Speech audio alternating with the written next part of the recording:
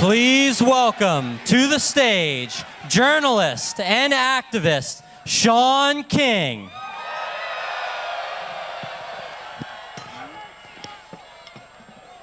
Brooklyn, what's up? Put your hands together one more time for Nina Turner. Now, about 9 months ago in Los Angeles, I co-hosted a criminal justice reform event with Bernie and Patrisse Cullors from the Black Lives Matter movement. And it was so warm. It was so warm and beautiful outside. But in that event, I got the wonderful opportunity to introduce Bernie. And after I introduced him, his wife Jane and his son came up to me in tears. And they said something to me that I have never said out loud until now. They said, "Shaun, all these years, we've never heard these stories that you told about our Bernie." And I could hardly believe it. And they told me that Bernie just never wanted anybody to feel like he was using his time in the civil rights movement for his own personal gain. And the truth is, that's what we love about Bernie. But here's the thing. Because most of us never heard these stories about him growing up here in Brooklyn or being a real activist in the civil rights movement in Chicago, because we never heard those stories, for most of us in our minds, Bernie has always been a disheveled, gray-haired, bespectacled politician. Like for most of us, Bernie starts in our mind for who he is right now today. And don't get me wrong, I love who Bernie is today, but I need to tell you a little bit about how he got here. Here's why. Listen, his journey to this moment is so much of what makes him special and what makes him different. And it's his journey here, not just his political views, not just his policy plans and ideas. It's his journey to this moment that makes me trust this man with our future. Listen, Bernie Sanders was born right here in Brooklyn the same year the Holocaust began. The next year, when Bernie was just a baby boy, his uncles Jacob and Abraham, his aunt Shauna, and her son Leopold were all killed in the Holocaust in Poland. Hold on, that's the wind. Right. Bernie never met them. And in the community that Bernie grew up in, right here in Brooklyn, this was a common story. Every other shopkeeper, every other neighbor had all lost huge swaths of their family to the Holocaust.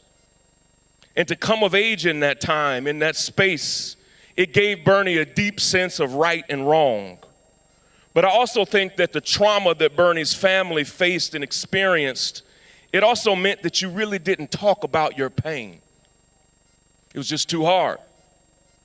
And right before Bernie started school here at Brooklyn College, his dear mother Dora passed away. And just 2 years into his time at the University of Chicago, his father passed away as well. And so you have this young 19-year-old man whose father narrowly escaped the Holocaust, whose parents both passed away. You have young Bernie Sanders alone in Chicago at the height of the civil rights movement. And I need you to understand that we must reject this idea that who Bernie was in the 1960s is irrelevant. I reject it. Because who you are and what you do, what you fight for, who you fight for, and who you fight against, it's always relevant. Listen, 20 years from now, 30 years from now, 40 years from now, when people step up and run for office, what they did and where they were during the Black Lives Matter movement, it will mean something. Where they were during the Muslim ban, where they were when immigrant children were being ripped away from their families, it's all going to matter. And here's the truth. If what Bernie did in the 60s doesn't matter now, then what we're doing right now doesn't matter, and you and I know it does.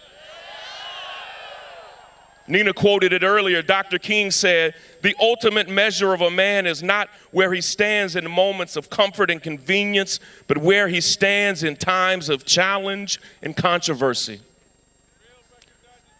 Bernie was just a teenager when he moved from Brooklyn to Chicago. And it was the most tumultuous and challenging time that this nation had faced since the Civil War 100 years before that.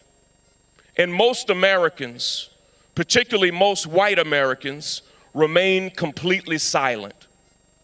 And it was that silence in the face of lynching, in the face of water hoses, in the face of bombings of homes and churches, in the face of assassinations, in the face of attack dogs being released on children.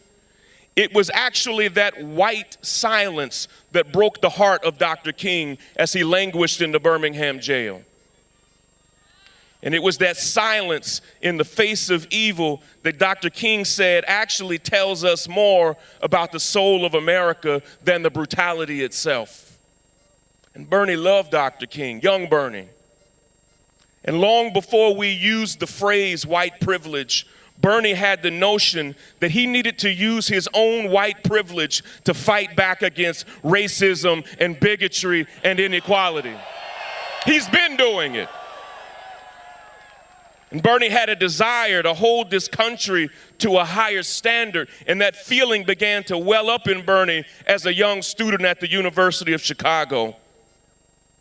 Bernie actually became the chairman of the university chapter of the Congress of Racial Equality, CORE, and he merged that group with SNCC, the Student Nonviolent Coordinating Committee. Listen, these weren't just photo ops. Bernie literally helped lead the first known sit-in at the University of Chicago. He's been doing this. 33 students camped outside of the president's office protesting segregated housing on campus. Listen, Bernie was so disturbed by police brutality in Chicago that he once spent an entire day blanketing the city with flyers on the issue, only to notice that he was being followed by police who were following him and taking down all the flyers. Listen, Bernie hates telling these stories, and he's resisted using them for political capital across the years, even when we've told him, Bernie, you've got to tell your story. It's because he does what he does because he cares. Listen, he's always felt that what he did in the 60s paled in comparison to those who were beaten or lost their lives. And so he's kept some of these powerful stories to himself. But let me tell you something. He did march with Dr. King. He attended the March on Washington, but he did even more than that. Listen, this is not some exaggerated myth. This is the origin story of a political revolutionary. Let me tell you, in 1963, just 9 years after Brown versus the Board of Education, the white power structure in Chicago was still fighting against school equality like their lives depended on it. They literally treated black children in Chicago like they had the plague. And not only were black schools underfunded, they were overcrowded and bursting at the seams. And at the same time in Chicago, every single black classroom was past capacity. Sometimes school children were sharing chairs and desks and sitting on the floors. And a report found that 382 white classrooms across Chicago were completely vacant. Mayor Richard Daley and the school superintendent, Benjamin Willis, decided that before they would allow a black child to fill a white classroom, they would start putting raggedy trailers on playgrounds and in parking lots to give space for black students. And those trailers were broken down. They were scorching hot in the summer and bitterly cold in the winter. And they would allow rats to come in and out of the trailers at will. And these awful trailers became known around Chicago as Willis wagons, named after Benjamin Willis, the school superintendent. And just a few days before the March on Washington, listen to this. In August of 1963, the city of Chicago was about to install some more Willis wagons for black school children. And a brave group of interracial local activists and organizers decided to put their bodies on the line and block the installation of those trailers. And Bernie was one of those activists.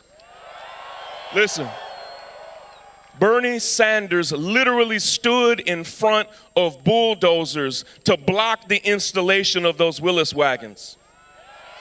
And as Nina said, those young activists literally chained themselves together. And out of reverence for what activists in the South were doing, Bernie has downplayed this demonstration, but it was a powerful moment in the student movement. Side by side with two black women, Bernie chained himself to them and refused to move. Listen.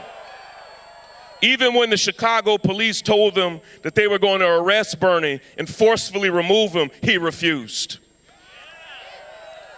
Even when they decided to arrest Bernie and pick him up and carry him out of that parking lot, he kicked and screamed and resisted the entire way.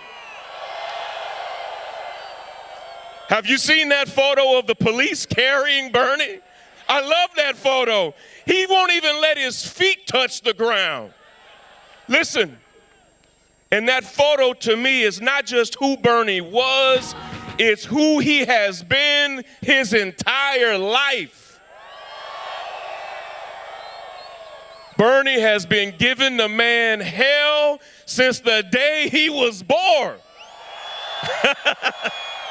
He's been doing it. And for you to tell me that all of that means nothing is preposterous. It means everything. Bernie was a protester. He was an activist. He was an organizer. And he is literally the only person in the United States Senate with this story.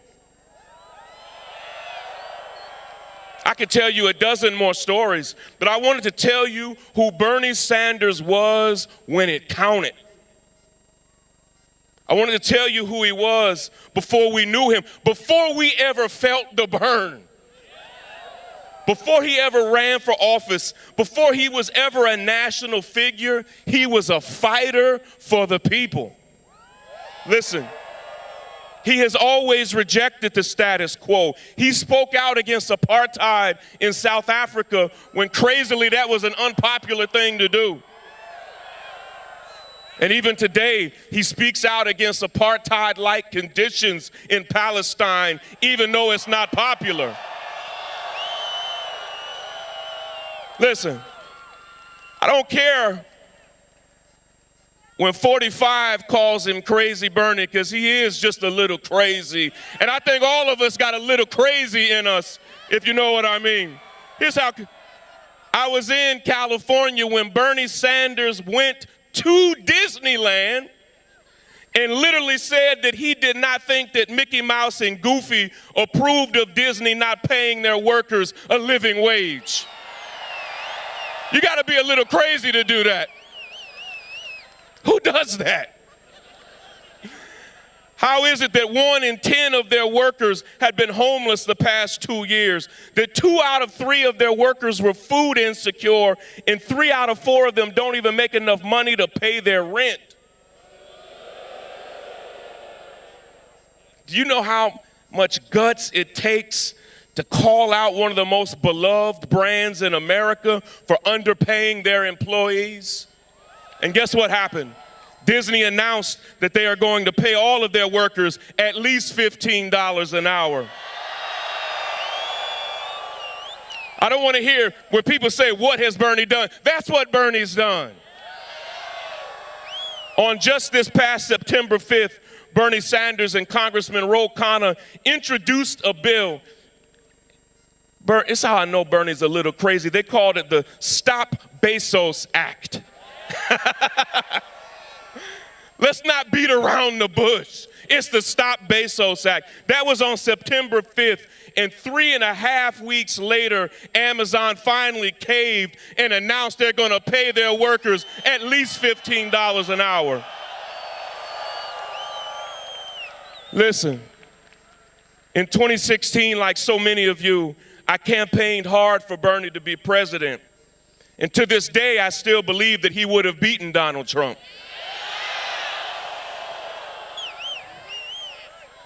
I want to share a personal story with you, though. Nothing touched me more, nothing sticks with me more than how Bernie on the campaign trail in 2016 showed so much love for our friend Erica Garner. She was fierce. She was one of a kind. She spoke truth to power right to people's face.